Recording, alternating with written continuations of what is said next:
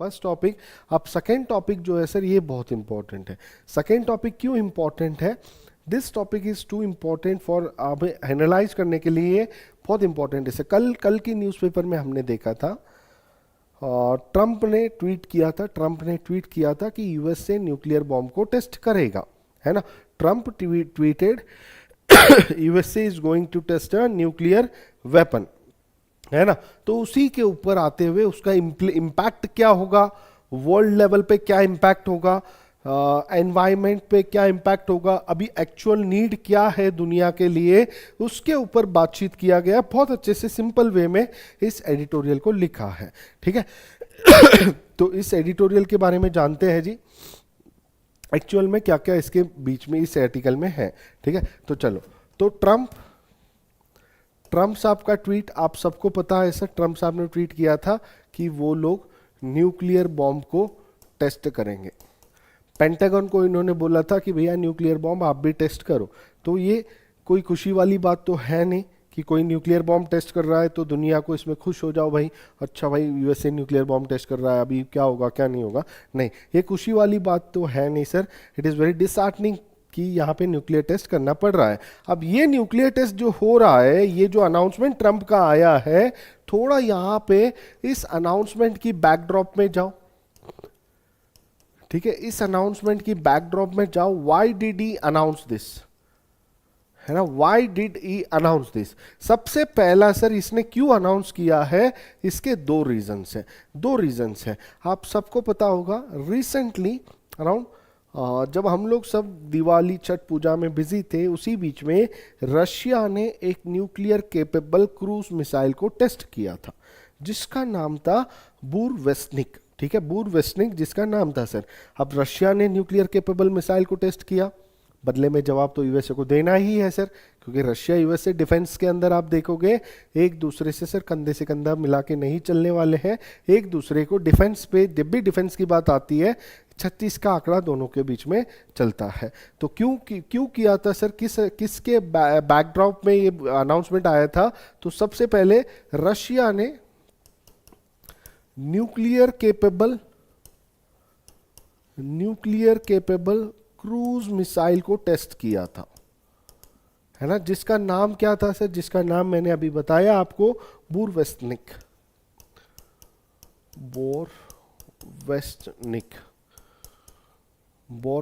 ये इस मिसाइल का नाम है जो रशिया ने रिसेंटली टेस्ट किया था। अब इसके अलावा आप देखोगे दूसरा चीज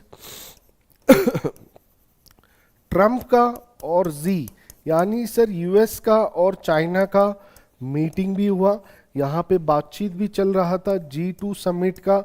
और अगर चाइना देखो, चाइना सर आज भी न्यूक्लियर वेपन्स के रेस में चाइना आगे है, ठीक है। भले ही दुनिया को नहीं पता चलता, ना ही ये न्यूज़ में ज़्यादा आता है, बट चाइना पहले से ही सर न्यूक्लियर में काफ़ी चीज़ें वो टेस्ट करते रहता है, न्यूक्लियर वेपन्स को बढ़ाते ही जा रहा है, ठीक है। तो यहाँ पे यूएस और चाइना की जब G2 की बात हुई तो यहाँ पे ट्रंप को लगा कि भैया चाइना को अगर कंट्रोल में रखना है तो अनाउंसमेंट करना पड़ेगा।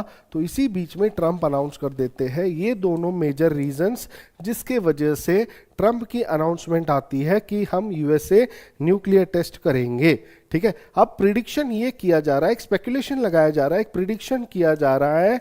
अब फिर से पूरी दुनिया में जो कोल्ड वॉर के समय पे था, कोल्ड वॉर के समय पे क्या था सर? कोल्ड वॉर के समय पे आर्म्स रेस चल रहा था सर, खास करके यूएस और रशिया के बीच में। आर्म्स रेस मतलब यार न्यूक्लियर हथियार बनाते जाओ। आज इतने न्यूक्लियर हथियार है सर यूएस और रशिया के पास मिला के, लगभग 10,000 से भी ज्यादा सिर्फ इन दोनों के पास है, समझे। तो अभी आज प्रिडिक्शन किया जा रहा है ये जो फिर से आर्म्स रेस न्यूक्लियर आर्म्स की जो रेस है ये फिर से बढ़ेगा। समझ में आया कि क्यों बढ़ेगा? बिकॉज अभी यूएसए करेगा, फिर बदले में पलट के रशिया भी करेगा, चाइना भी करेगा। चाइना करेगा सर कहीं ना कहीं पे इंडिया पे थ्रेट आएगा, इंडिया भी करेगा। अब इंडिया करेगा, इंडिया जो करेगा वही एक बेवकूफ कंट्री है वो भी करेगा, वो है सर पाकिस्तान, है ना। तो आप देखोगे सर ये जो भी कंट्रीज हैं, इन कंट्रीज के बीच में कहीं ना कहीं पे इंस्टेबिलिटी हमें देखने को मिलेगा। बदले में ईरान भी इस पे काम कर रहा है, ईरान भी कर सकता है। फिर इसके अलावा अगर बात करें सर नॉर्थ कोरिया, वो एक पागल सा बेटा है, वो भी कुछ भी कर सकता है ना। तो एंटायर न्यूक्लियर न्यूक्लियर कंट्रीज, जो भी न्यूक्लियर कंट्रीज है वहाँ पे सर कहीं ना कहीं पे इंस्टेबिलिटी राइज करेगा, वो भी यहाँ पे हमें देखने की बात है। अब ये तो बात हुई सर न्यूक्लियर बॉम्ब की, ठीक है। तो ये आर्टिकल के स्टार्टिंग में ही यही सारे चीज बताया गया है फर्स्ट 2 पैराग्राफ्स में। अब बात किया जाता है सर इसके इफेक्ट्स क्या होंगे, इसके इम्पैक्ट्स क्या होगा, इसके इम्पैक्ट्स क्या होगा, इसके बारे में बातचीत करते हैं। तो इसके इम्पैक्ट में सबसे पहले इस आर्टिकल के अंदर बताया गया है भाई साहब जो सीटीबीटी था, सीटीबीटी माने comprehensive nuclear test ban treaty,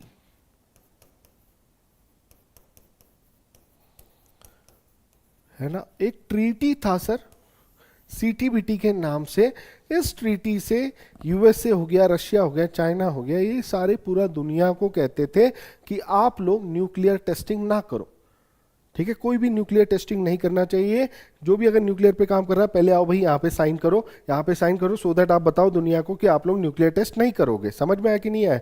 India को भी काफी फोर्स किया गया सर, इंडिया ने टेस्ट नहीं किया था, ठीक है, सॉरी इंडिया ने साइन नहीं किया था, है ना। तो उसी बीच में चलते हुए comprehensive nuclear test ban treaty है जो कि कहता है कि न्यूक्लियर टेस्ट नहीं करना चाहिए। बट देन टू इस ट्रीटी का वायलेशन हमें देखने को मिलेगा सर अगर ये होगा तो।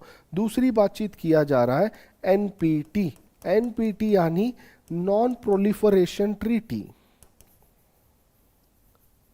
Non proliferation treaty. अब प्रोलिफरेशन, प्रोलिफरेशन का मतलब क्या होता है सर? प्रोलिफरेशन का मतलब होता है फैलाना यानी स्प्रेड करना। अभी आपके पास न्यूक्लियर हथियार है तो आप वो किसी और को नहीं दोगे, आप इसको फैलाओगे नहीं। चाहे न्यूक्लियर की तकनीक आपके पास हो यानी सर उसकी टेक्नोलॉजी हो, न्यूक्लियर वेपन्स हो, आप इसको स्प्रेड नहीं करोगे, दूसरों को शेयर नहीं करोगे, दूसरों को दोगे नहीं। ये एनपीटी ट्रीटी है सर। अब इस ट्रीटी का भी वायलेशन होगा, अब टेस्ट होगा तो ऑफकोर्स हो सकता है न्यूक्लियर फिर से स्प्रेड हो जाए, है कि नहीं भाई? न्यूक्लियर फिर से स्प्रेड हो जाए तो इसकी भी कहीं ना कहीं पे हमें वायलेशन होता हुआ देखने को मिलेगा। और तीसरी चीज यहां पे आती है सर, कुछ दिन पहले डेली न्यूज एनालिसिस जो 9:30 बजे की क्लास हम करते हैं, यहां पे मैंने आप लोगों को बताया था सर न्यू स्टार्ट ट्रीटी, याद है? सबको याद है? न्यू स्टार्ट ट्रीटी के बारे में मैंने आप लोगों को बताया था, न्यू स्टार्ट ट्रीटी, है कि नहीं? स्टार्ट ट्रीटी का फुल फॉर्म बताइए सर।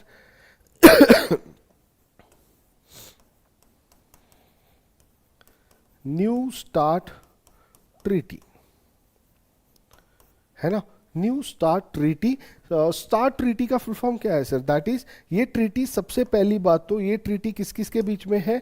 ये रशिया और यूएसए के बीच में है। और ये treaty it is set to expire, ये एक्सपायर होने वाली है सर। कब एक्सपायर होने वाली है? फेब 2026 में ये ट्रीटी एक्सपायर होगा। अब स्टार्ट का फुल फॉर्म क्या होता है? बिल्कुल ठीक है, स्टार्ट का फुल फॉर्म होता है सर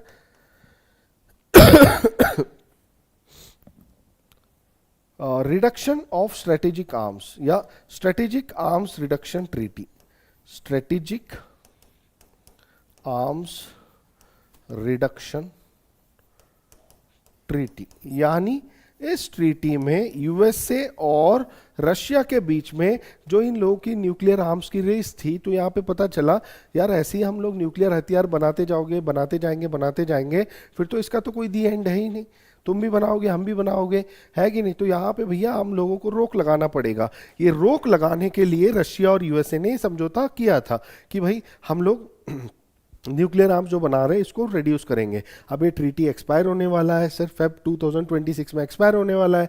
तो यहाँ पे आप देखोगे ये ट्रीटी के बजाय, ये ट्रीटी पे रीनेगोशिएट करने के बजाय ये ट्रीटी की वायलेशन अभी किया जा रहा है, ये इस आर्टिकल के थ्रू बताया गया है। एंड लास्ट वन सर, इसके वजह से और क्या बड़ा इफेक्ट पड़ेगा, और क्या बड़ा इफेक्ट पड़ेगा? दैट इज टेक्नोलॉजी में कॉम्पिटिटिवनेस फिर से बढ़ेगा सर। यानी न्यूक्लियर, अभी कुछ कंट्रीज और राइज करेंगे जो बोलेंगे कि भैया हमें भी न्यूक्लियर हथियार चाहिए, हम लोग भी न्यूक्लियर पे काम करेंगे। अगर ऐसे काम करते रहेंगे न्यूक्लियर पे, तो सबसे पहली बात तो कि भैया न्यूक्लियर वॉर आज तक हुआ नहीं है। अब मान लो सर कोई ऐसे 2 बेवकूफ़ कंट्री मिल गए जिनके पास न्यूक्लियर हथियार है, कल के दिन छोटी छोटी बातों पे इन्होंने न्यूक्लियर फायर कर दिया, तो सोच के देखो सर दुनिया की क्या हो सकती है कि नहीं। तो ये टेक्नोलॉजिकल कॉम्पिटिटिवनेस को बढ़ाना, टेक्नोलॉजिकल कॉम्पिटिटिवनेस क्या होगा सर, फिर से इंक्रीज होगा, खास करके न्यूक्लियर हथियार की टेक्नोलॉजी के अंदर। अब इसके अलावा जब ये सारा चीज होगा सर, आप सोच ही सकते हो क्या इम्पैक्ट होगा एनवायरमेंट पे।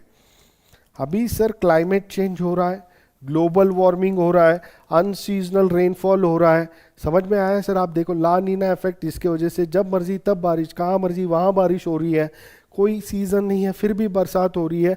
एनवायरनमेंट पे ऑलरेडी इतना इम्पैक्ट है सर, ग्लोबल वार्मिंग चल रहा है। अब ये न्यूक्लियर आर्म्स की रेस में लगेंगे तो एनवायरनमेंट का क्या हो जाएगा, आपने पेरिस एग्रीमेंट का क्या हो जाएगा, है ना, क्लाइमेट चेंज का क्या हो जाएगा। तो कहीं ना कहीं पे ये सारे चीज को भी इसमें बताया गया है सर। क्लियर है जी। अब किसी को कोई डाउट तो नहीं होना चाहिए, है ना, किसी को कोई डाउट भी नहीं होना चाहिए यहाँ पे। और इसी आर्टिकल में ये भी चीज़ बताया गया है, ये जो कंट्रीज मैंने बताया आपको, इन कंट्रीज के अंदर इन कंट्रीज के बीच में एक इंस्टेबिलिटी राइज होगा, इंस्टेबिलिटी इस कंट्रीज के बीच में राइज होगा। और इस आर्टिकल में बताया भी है जो प्रेजेंट वर्ल्ड लीडर्स हैं,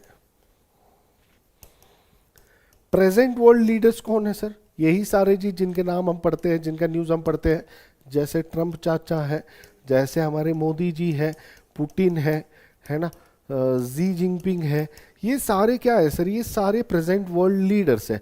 अब यहाँ पे इस आर्टिकल में बताया जा रहा है कि जो प्रेजेंट वर्ल्ड लीडर्स है, इनको वर्ल्ड वॉर 2 का इम्पैक्ट अभी नहीं पता है। They have not felt the impact of world war 2। ठीक है, वर्ल्ड वॉर 2 के बाद में, जैसे ही वर्ल्ड वॉर 2 खत्म हुआ, उसके बाद में जो दुनिया में हुआ, इसके बारे में आपने पढ़ा होगा, इसके बारे में आपने देखा होगा, सुना होगा, बट आपने उसको महसूस नहीं किया है जो चीज हुआ था वो दुनिया के अंदर। तो यही चीज यहाँ पे बताया जा रहा है। अभी जो ट्रम्प है सर, ये कुछ भी बोला जा रहा है कि नहीं, ये नहीं सोच रहा है यार इसके ऐसे कारनामे की वजह से अगर मान लो सर कल के दिन थर्ड वर्ल्ड वॉर होता है तो पूरी दुनिया पे क्या इम्पैक्ट पड़ेगा सर, है ना, तो लोगों की सर्वाइवल पे क्या इम्पैक्ट पड़ेगा। तो ये कहीं ना कहीं पे ये चीज पे ध्यान नहीं दिया जा रहा है, खास करके ट्रम्प के द्वारा इस आर्टिकल में बताया है। और लास्टली इसी आर्टिकल में ये भी चीज को बताया गया है कि अब क्या नीड है सर, अब जरूरत क्या किस चीज की है। तो यहाँ पे बताया गया सबसे पहला जरूरत है कि ग्लोबल लेवल पे डायलॉग होना चाहिए, यानी सर सारे वर्ल्ड लीडर्स के बीच में बातचीत होनी चाहिए।